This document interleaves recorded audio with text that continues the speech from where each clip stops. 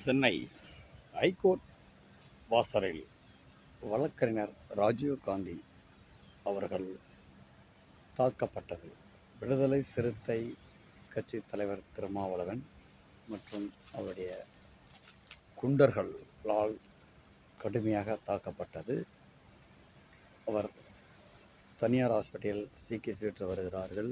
ஆனால் இது சம்பந்தமாக தமிழக அரசு மற்றும் கோர்ட் வாசல் பகுதியில் இருக்கும் கோர்ட்டுக்குள் இருக்கும் காவல் நிலையத்தில் எஃப்ஐஆர் பதிவு செய்யாது மிக வேதனை அளிக்கிறது. அனைத்து சமுதாய மக்கள்களும் அனைத்து சமுதாய தலைவர்களும் ஏன் தங்கள் கண்டனங்கள் பதிவு செய்யவில்லை? ஏன் எஃப்ஐஆர் பதிவு செய்யவில்லை? ஏன் திருமாவளவன் வந்த கார் பறிமுதல் செய்யவில்லை?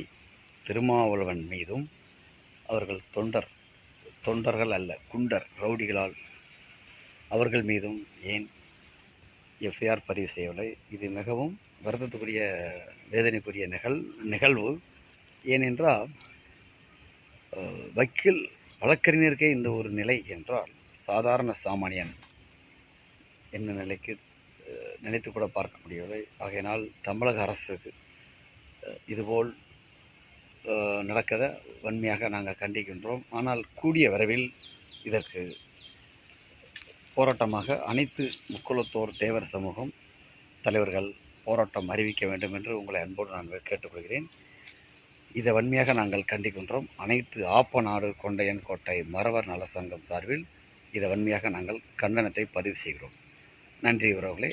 இவன் செந்தூர் பாண்டியன், கோவை.